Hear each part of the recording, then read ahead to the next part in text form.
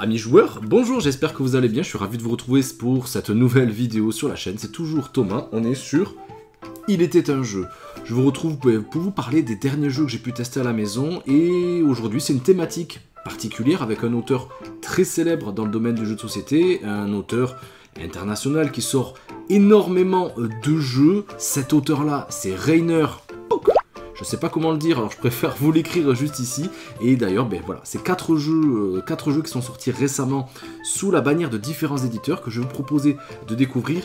Et je vous le dis de suite, il y a du bon et, pour moi en tout cas, du moins bon. Donc on va parler de Marabunta, on va parler de Brawl, on va parler de Sunrise Avenue et on va parler de, hop là, c'est la plus grosse boîte, de Mlem. Donc je vous laisse vous installer confortablement et on va voir ces 4 jeux. C'est parti.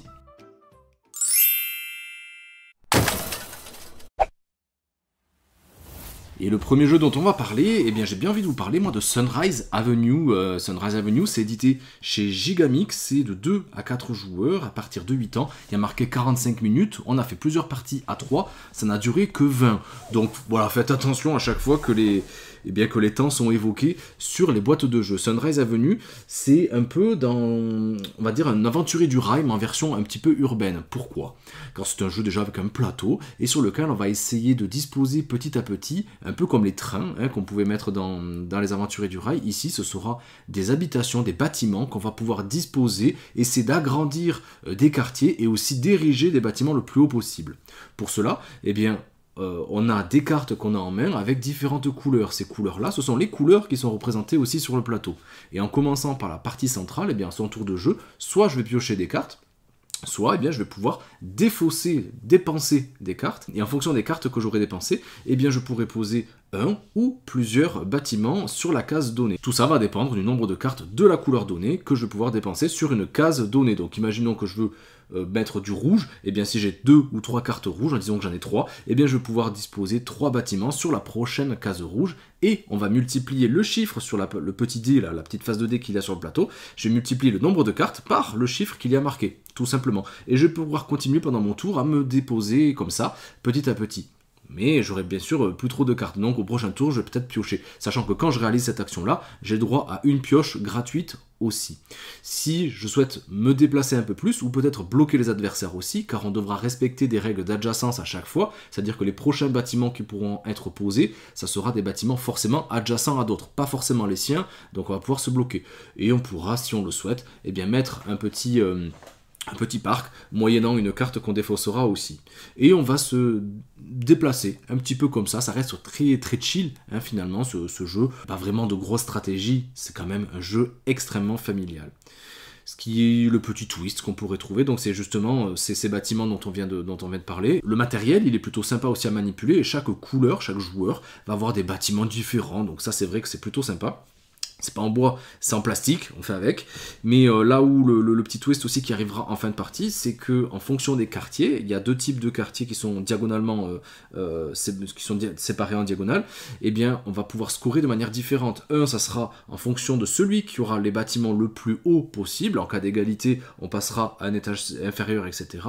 Et les autres, ça sera là où il y aura le plus de bâtiments. Et encore, un peu comme les aventuriers du rail aussi, eh bien celui qui aura réussi à mettre le plus de bâtiments adjacents, celui qui aura donc la plus grande lignée, la plus grande cordée de ce bâtiment à sa couleur, va gagner des points bonus. Donc voilà, c'est un jeu qui est quand même plutôt familial. Vous pouvez jouer, je pense, avec des enfants aussi à la maison. C'est pas le plus mauvais de ma sélection, mais c'est un jeu qui est plutôt sympa à jouer. À 2, pas trop d'intérêt. À 3, 4, plutôt 4 que 3 d'ailleurs. Et bien là, on va quand même pouvoir commencer à se bloquer, comme dans les aventuriers du rail, encore, même si, voilà, les aventuriers du rail, ça reste pour moi un indémodable. Sunrise Avenue ne l'a pas détrôné. Le deuxième jeu dont on va parler, c'est le petite boîte, c'est Marabunta. Et avant d'aller un petit peu plus loin, peut-être qu'il y en a plein d'entre vous qui ne savent pas du tout ce que ça veut dire, parce que oui, ça veut dire quelque chose. Eh bien, Marabunta, c'est un mot espagnol qui désigne une migration massive et destructrice de fourmis légionnaires. quand on voit la boîte, on a vite compris où on va en venir. Et justement, il y a un petit sous-titre, il y a marqué Roll and Divide, car c'est un jeu à cocher un roll and write, mais aussi divide, on va devoir diviser un petit peu les parties, car c'est un jeu uniquement pour 2 joueurs, il est marqué à partir de 10 ans et plus, pour 30 minutes les parties, oui, 30 minutes pour un petit jeu, c'est super, et édité chez Space Cowboys. Déjà au niveau du matériel, c'est vraiment chouette, on a tout ce qu'il faut. Déjà, on a 2 stylos, les couleurs, les goûts et les couleurs, bon ça c'est à discuter, mais du bleu, du rouge, franchement ça se voit sur le plateau, il n'y a pas de souci pour ça. Il y a donc des dés, moi je les trouve plutôt sympas, ces dés, chaque dé avec une couleur spécifique, vous allez comprendre pourquoi. Et ensuite 3 plateaux qu'on va pouvoir disposer soit sur une face verso, ou recto ou verso, que vous choisirez en fonction, hein. Il y a des petites larves pour s'y repérer dans le jeu. Donc déjà au niveau du matériel, c'est plutôt pas mal pour le prix et le format. Mais ensuite, le jeu est quand même super sympa et c'est peut-être même mon coup de cœur de cette sélection. C'est un jeu donc qui va demander de diviser. Le joueur actif va prendre l'ensemble des dés, décider, les lancer et prendre aussi une petite tuile bonus qui sera dépensée. Et au fur et à mesure de la partie, eh bien, les tuiles vont s'amenuire. Il restera une tuile unique et on va en parler juste après. Donc on lance tout ça et le joueur actif va décider donc de séparer en 2 lots. Pas un lot avec tout et un lot avec rien du tout. Il sera forcément obligé de mettre au moins un dé dans un lot. Mais là où c'est malin, même si au premier tour de jeu, on voit pas trop où on va en venir, surtout sur notre première partie, mais ensuite ça devient beaucoup plus logique et beaucoup plus tactique, voire même un petit peu d'analysis-paralysis, c'est que c'est l'adversaire qui va choisir en premier le lot et activer l'ensemble des actions possibles. Donc on va tout faire peut-être pour le tenter et nous garder quelque chose en réserve, ou eh bien, essayer de lui donner des dés intéressants mais avec des choses qu'il ne pourrait peut-être pas utiliser. C'est là où il va falloir vachement analyser le jeu pour prendre tout le potentiel et le plaisir de Marabunta. Donc une fois qu'on a fait ça, eh bien ces dés tout simplement on va pouvoir les utiliser sur le plateau. C'est une sorte de conquête de territoire. Et pour commencer, on a 2 fourmilières qu'on pourra dépenser, c'est indiqué tout en haut à gauche de notre petit plateau personnel, et on va pouvoir donc se mettre où on veut sur une case libre. Une case libre, ça veut dire qu'il n'y a aucun logo dessus, vous voyez qu'il y a des petites caisses, et il y a aussi des petits cupcakes, ça va être important pour la suite. Et donc on va se positionner avec le chiffre donné, peut-être une fourmilière, et ensuite on devra respecter des règles d'adjacence, donc avec la couleur du dé et aussi si on avait déjà un chiffre à côté. Ces chiffres-là vont intervenir à la fin de la partie, car vous voyez qu'il y a plusieurs zones, ce sont des territoires donnés, chacune dans une couleur donnée, et à la fin, celui qui sera majoritaire, le score cumulé le plus important, eh bien il aura l'opportunité, l'honneur de pouvoir marquer des points. Et marquer des points, c'est sur la petite feuille de score, petit jeu de mots, attention aux règles de jeu, si vous passez par là, c'est pas la feuille de score, il n'y a pas de feuille à côté, hein. C'est vraiment la petite feuille où il y a 2 coches de départ bleues et rouges, et bien au fur et à mesure de la partie, peut-être que vous aurez l'opportunité aussi, avec les bannières, les étendards, et bien de pouvoir cocher des choses supplémentaires, et donc celui qui est majoritaire dans un territoire va marquer le nombre de points qu'il y a en dessous. Ça va pas être un multiplicateur là non plus, c'est des points, donc à la base 2, et bien sûr on va essayer de marquer un peu plus. Une autre façon de marquer des points, c'est les petits cupcakes justement qu'on voit sur le terrain, mais aussi sur les petits bonus qu'il y a tout en bas. Les cupcakes, à chaque fois, on va les griller, on va les marquer, on va les barrer, et on va reporter ça. Si on a gagné des points bonus, des points de victoire tout simplement, on va les cocher sur la partie droite de notre petit plateau. On a aussi donc des caisses. Les caisses, on pourrait les retrouver soit sur les dés, soit aussi sur le terrain. Et comme ça, on va essayer de se déployer, vous avez compris. Et ces caisses, eh bien, on pourra les cocher là aussi sur notre propre plateau, et donc d'essayer de gagner des chiffres bonus, des fourmilières qu'on pourra donc faire émerger n'importe où sur le plateau, sur des cases libres, voire même des petits cupcakes bonus ou des points de victoire immédiats. Bref. Il va falloir bien réfléchir à la séparation, la division des dés, c'est ultra important. Et ensuite, eh bien, le jeu, je le trouve plutôt plaisant et extrêmement tactique pour peu que vous soyez avec quelqu'un qui aime ce genre de réflexion aussi en face de vous. Là où c'est aussi plutôt malin, c'est que pour éviter que les parties ne s'éternisent aussi, dont je vous parlais des petites tuiles, et bien la dernière tuile qu'on va dépenser, sur chacune des tuiles il y a des bonus, gagner des cupcakes, gagner des étendards de votre choix, etc. On va pas y revenir dessus, c'est pas fait pour ça, ce format-là, mais si ça vous intéresse, ben moi je peux vous fournir aussi une vidéo dédiée si ça vous intéresse, parce que c'est un jeu que j'aime vraiment beaucoup. Et bien la dernière tuile, elle va nous demander d'écarter, d'éliminer sur le plateau principal, d'éliminer une case cupcake. Car ce sera une des conditions de victoire finale. Enfin, n'importe quoi. Ça sera une des conditions de fin de partie. C'est-à-dire que si tous les cupcakes, toutes les cases cupcakes, hein, pas sur le plateau, les cases cupcakes sont grillées, la fin de la partie est déclenchée. Si une feuille de score, encore une fois, c'est les petites feuilles, si une feuille de score d'un territoire donné est entièrement gribouillée également, c'est la fin de la partie également. Voilà. Et si bien sûr quelqu'un arrive à la fin du score, je crois que c'est 25 si je me souviens bien, et bien la partie là aussi est terminée. C'est pas vraiment comme ça qu'on finit les parties en général. Donc voilà, cette tuile là va nous demander, elle reviendra à chaque tour, hein, donc de griller, d'éliminer un cupcake, ce qui va forcer le jeu à accélérer et donc mettre fin aussi à la partie. Marabunta, c'est le... Ouais, allez, trêve de suspense, c'est le jeu que j'ai préféré des 4 jeux que je vais vous proposer dans cette vidéo là. Donc voilà, si ça vous dit, laissez-moi aussi un commentaire pour me dire ce que vous en avez pensé. Il y en a qui n'ont pas apprécié, je le sais. Si vous regardez cette vidéo, je vous fais des bisous. Et donc voilà, moi je serais curieux d'avoir vos arguments aussi pour savoir pourquoi vous l'avez aimé et pourquoi peut-être vous l'avez pas aimé. Troisième jeu de cette sélection, et à chaque fois c'est un éditeur différent, je suis en train de m'en apercevoir là au moment où je vous en parle. On va parler de Brawl. Brawl c'est édité chez Pixie Games, c'est de 8 ans et plus, 15 minutes environ, de 2 à 5 joueurs. J'ai joué exclusivement dans sa version 5 joueurs avec plusieurs groupes d'amis et ça marche pas. Voilà, pour moi ça n'a pas marché, peut-être qu'à 2 ou 3 ça marcherait, mais avec plusieurs groupes de 5 ça n'a jamais marché. Pourtant, eh bien, quand on a un auteur de cette renommée, plus une petite boîte avec des elfes, des trolls, des guerriers, des magiciens, et que sais-je encore, dans un thème plutôt médiéval fantastique, ou fantastique tout court d'ailleurs, eh bien moi ça peut que me donner envie. Eh bien non, j'ai pas aimé. Peut-être que vous avez aimé, et là aussi j'attends vos retours. Le pitch. Le pitch, c'est on a un paquet de cartes avec des cartes qui sont numérotées. Chaque numéro représente une faction. C'est-à-dire que les 3, c'est exclusivement des magiciens, les 4, c'est exclusivement des elfes, les 6 sont exclusivement des guerriers, etc. Bien sûr, leur nombre diffère. Hein. On va distribuer 6 cartes à chaque joueur et à son tour de jeu, dans le sens horaire, hein, eh bien chacun va devoir déployer face à lui une de ses factions. C'est une sorte de grosse bataille. Et on pioche, et c'est au joueur d'après. Mécaniquement, vous avez vu, c'est extrêmement simple. Le twist du jeu, c'est que quand il y aura autant de cartes, c'est-à-dire ici par exemple 4, que... Qu'est-ce que je disais ?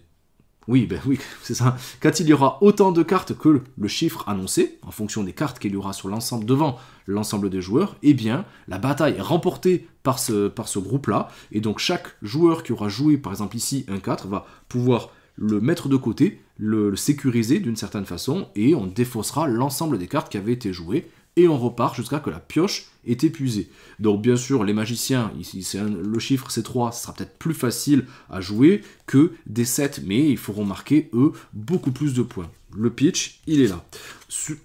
Moi, quand on me l'explique, je me dis que c'est plutôt pas mal. Et en fait, non, on s'est vachement ennuyé une fois que quelqu'un a pris un peu le devant dans la partie, parce que le but, ce sera d'accumuler 100 points au fur et à mesure des manches.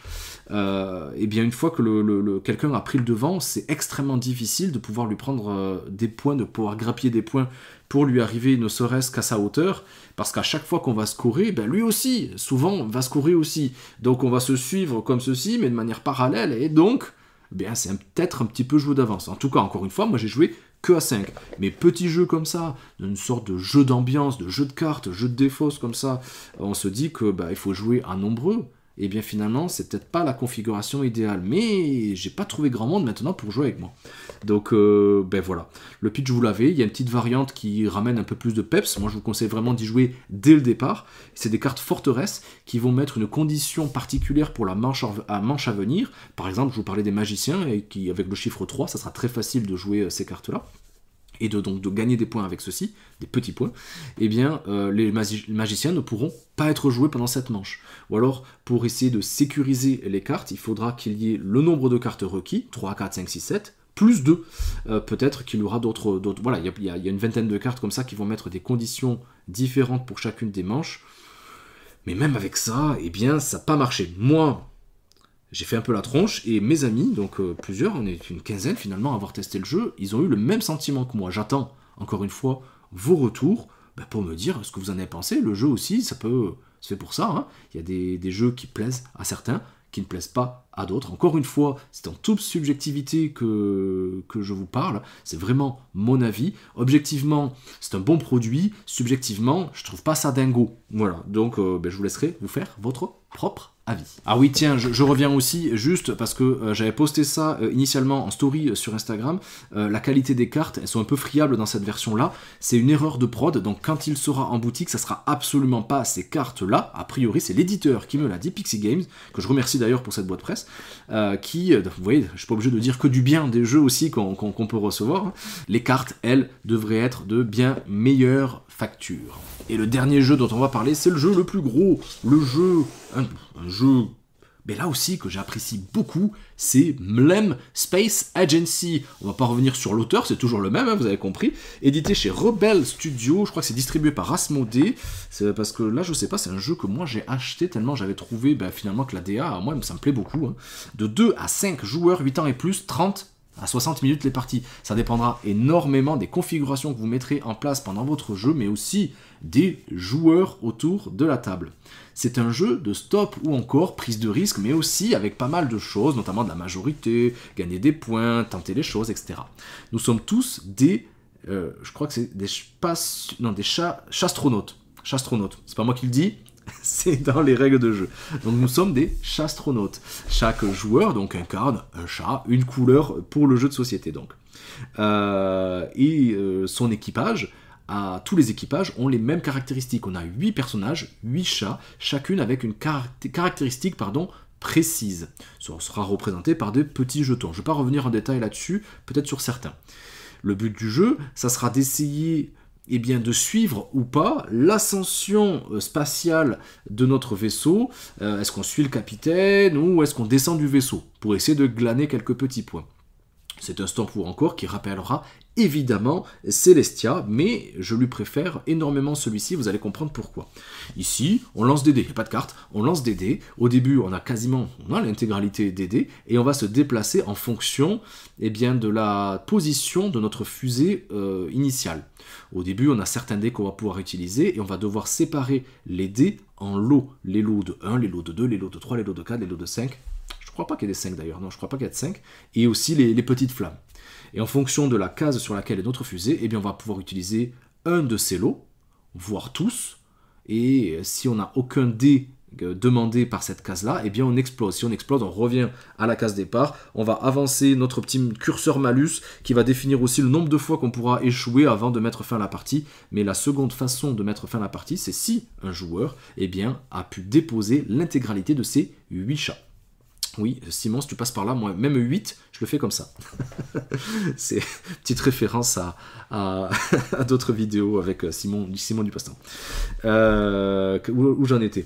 Donc voilà, et on va continuer ainsi, et donc à chaque fois que le capitaine aura choisi de se déplacer, les chats, dans l'ordre du tour, vont décider est-ce qu'ils restent dans ce vaisseau ou est-ce qu'ils descendent. Ils pourront descendre soit en face d'une lune, auquel cas c'est des points de victoire immédiat, on récupère des petits points de victoire. Sur les planètes elles-mêmes, ces planètes, ça sera un système de majorité, celui qui aura le plus de chats sur cette planète remportera des points de victoire à la fin, sachant que s'il y a égalité, c'est celui qui se sera déposé le plus tôt qui l'emportera aussi. Et bien sûr, on peut tenter d'aller tout en haut, il y aura des points de victoire particulièrement élevés, mais ça n'arrive pas très très souvent, car à chaque fois qu'on va utiliser un lot de dés, sauf les petites flamèches, ce lot de dés, il est écarté pour le reste de la manche en cours. Donc plus la partie va avancer et moins probablement, très probablement, il y aura de dés aussi à jouer. Donc c'est là la gestion de risque, de stop ou encore, vraiment que vous allez vite comprendre. Les premiers tours, vous allez un peu tâtonner et puis après, waouh, c'est génial. Et là où c'est encore plus plaisant, c'est que chacun des chats que vous pourrez choisir à mettre en place dans la fusée avec l'équipage, là, avec tout le monde, parce qu'on part tous ensemble, et c'est semi-coop, chaque chat a ses propres caractéristiques, que ce soit de doubler le score d'une lune si on s'y dépose dessus, de doubler le score d'une planète à la fin donc, de la partie, de déplacer directement la fusée un petit peu plus loin, le parachute aussi qui peut, même si la fusée explose, boum, je vais me déplacer là, sur la case qui sera adjacente à la position de la fusée avant qu'elle explose. Le chat qui pourra aller soit en haut, soit en bas aussi. Enfin bref, il y a 8 chats, 8 pouvoirs différents. Et aussi des chats qui pourront potentialiser et amener un dé supplémentaire, une phase de dé supplémentaire avec le 1. Et bien voilà, en fonction de l'équipage que vous avez, vous allez savoir si vous allez prendre des risques ou non. Et c'est pour ça que le jeu est super cool. Et il est encore plus cool quand vous mettrez des modules. Des modules, il y en a 2, il y en a 3. Il y a 3 modules d'emblème. Le premier, très simple, c'est des objectifs secrets. On en a en main, et puis notre objectif, ça sera peut-être de se déposer sur telle ou telle lune, sur telle ou telle planète. Très simple. Le deuxième module, on pourra d'ailleurs tous les mettre ensemble ou les jouer séparément. Les jouer ensemble, c'est là que les parties vont durer 1 heure, des fois 1 heure et demie quand même. Le deuxième module, c'est des petites plaquettes qu'on va mettre surtout potentiellement, sur les différents emplacements du plateau. D'ailleurs, c'est même pas un plateau, c'est un tapis en néoprène qui est juste magnifique. Ça rend le jeu vraiment trop beau et trop bon. Pour le prix, je crois que c'est une trentaine d'euros que je l'ai acheté. Franchement, c'est très propre. Et donc, on va positionner des petites plaquettes sur certains numéros donnés. On va en révéler 3 ou 4 si je me souviens bien. Et si on arrive à se positionner là-dessus, on aura soit des déplacements en plus, soit des points de victoire immédiats, plein de petits bonus. Hop, on la défausse et on révèle une autre. Ah tiens, la 15, hop, je la positionne sur la case 15 pour le tour à venir. Très simple. Et pourtant, ça amène un peu plus de contrôle et un peu plus de stratégie aussi sur les dés et les lots qu'on va jouer, peut-être en décidant de partir en tant que capitaine très loin, et puis au dernier moment, ciao les amis, on se casse. Et auquel cas, c'est le joueur qui était juste après nous, à notre gauche, qui lui va passer capitaine et qui prendra donc les décisions pour la manche à venir. Et le troisième module qui existe dans le jeu, c'est avec une soucoupe volante, OVNI, je crois que extraterrestre, je ne sais plus quel est le nom exactement, et là la soucoupe, elle va démarrer tout en haut du plateau, là où nous on démarre tout en bas, et donc petit à petit, à chaque manche, on va révéler une tuile qui va nous faire déplacer ou pas cette soucoupe volante, et si on arrive à se positionner sur cette soucoupe, nous, en montant, on gagnera des points de victoire bonus. Voilà, c'est très simple, et ces modules-là, ils amènent un peu plus, comme je vous disais, de contrôle et de gestion de risque dans ce jeu de stop ou encore. Donc il y a quand même pas mal de mécaniques de jeu qui s'intriquent. Moi je trouve ça très beau, peut-être un peu kitsch, mais très beau. Le matériel est excellent, c'est ultra sympa à manipuler, et encore une fois, ce tapis en néoprène, ça ravit quand on voit ça autour de la table, et même en assaut, à chaque fois ça fait son petit effet, et tout le monde a envie de jouer. C'est un jeu d'ambiance. Ouais, on peut dire peut-être un jeu d'ambiance, tout le monde peut y jouer, vraiment, mais je vous conseille vachement d'y jouer à 4 ou 5, c'est là qu'on va voir tout le potentiel du jeu, tout le monde va mettre son petit chat aussi en jeu, donc les pouvoirs vont se multiplier, et les coups d'éclat aussi vont fuser. Voilà, c'était le petit jeu de mots que je voulais vous placer, donc Mlem Space Agency, vous avez compris que moi j'aime beaucoup. Et bien voilà les amis, j'espère que cette vidéo vous aura plu. Une vidéo avec une thématique sur un auteur bien connu, Rainer, ce cher Rainer. Donc vous voyez, je pense que dans votre ludothèque, vous avez un max de jeux aussi de cet auteur. Vous voyez que là, rien que là, en début d'année, il y a 4 jeux qui sont sortis. Et je crois que j'en ai d'autres aussi à vous présenter, peut-être, probablement. En tout cas, si je les ai appréciés ou pas. En tout cas, si j'ai une critique à émettre positive ou négative, j'hésiterai pas. Si cette vidéo vous a plu, je vous invite à me lâcher votre meilleur pouce, à vous abonner, lâcher aussi un com, activer la petite cloche pour être au courant des prochaines vidéos, et merci encore une fois de votre fidélité, vous êtes toujours de plus en plus nombreux, on a passé la barre des 8000 abonnés récemment, c'est juste extraordinaire, donc merci à vous, et je vous laisse donc avec, comme d'habitude, la bannière, les vidéos que je vous propose toujours sur la chaîne, la sélection de vidéos qui est juste à côté, et moi, hop là, je vous dis à très vite sur Il était un jeu. Ciao les amis!